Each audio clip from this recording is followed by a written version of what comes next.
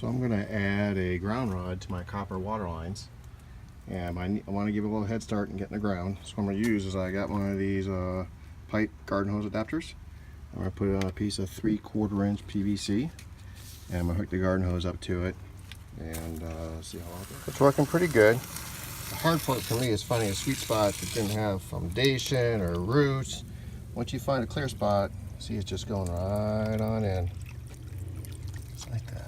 I've got it down pretty good. Now I'm going to pound it the rest of the way in. So I'm going to use the pipe, slide my ground rod in, like that. Then I'm going to grab my little sledgehammer. I'm basically going to pound it in to the height I want, and I'll pull up this white tube. It'll slide right up. Now you can pound this rod in the whole way, but getting the first 5 or 6 feet done with water saves a lot of time. And I highly recommend the water because you can feel for roots and rocks and foundation, where if you're just pounding away, you just could hit a water line and bust it.